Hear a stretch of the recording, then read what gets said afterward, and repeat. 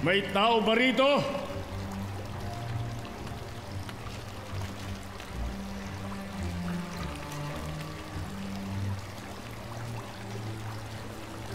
Uy, anong gagawin? Para siyang magbabanyo.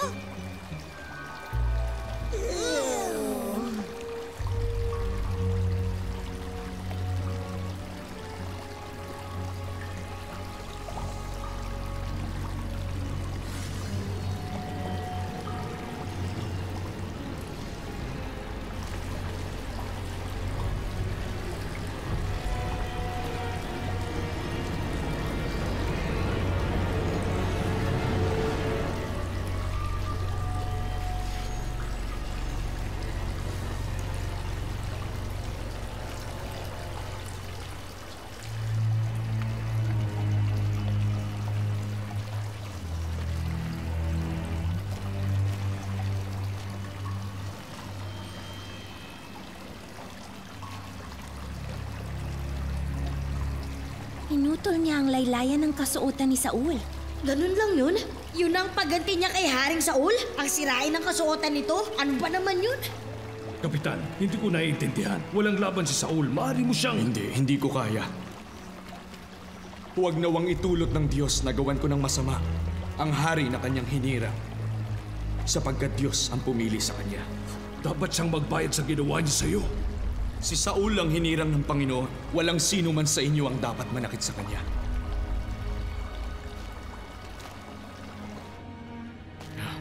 Mahal kong hari!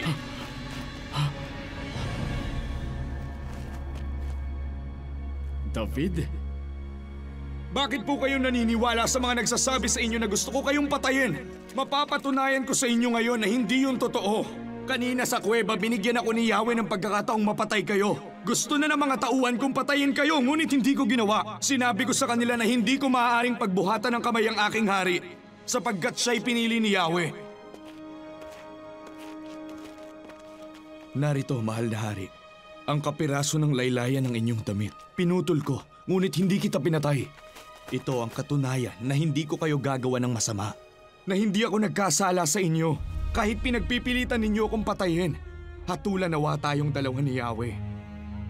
Ang Panginoon na ang maghahatol ng parusa sa mga ginawa ninyo. Ngunit hindi ko kayo maaaring pagbuhatan ng kamay.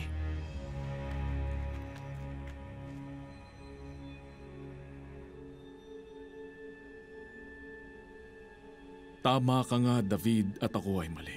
Sinusuklian mo ng mabuti ang masasamang ginagawa ko sa'yo.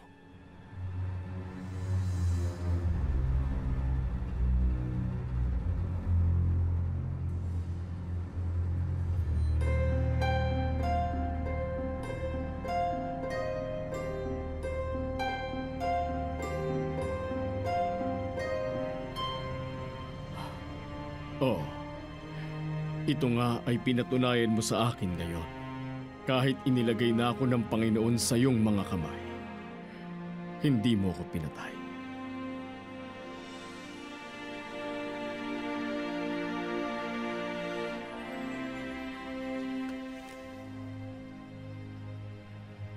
Ngayon aking masasabi na ikaw ay magiging hari, at ang kaharian ng Israel ay magiging matatag sa iyong kamay.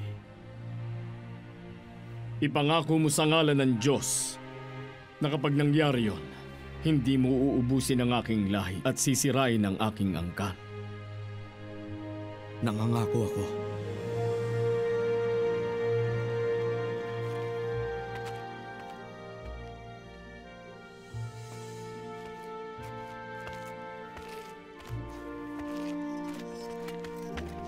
Nasa mga kamay na ni David si Saul.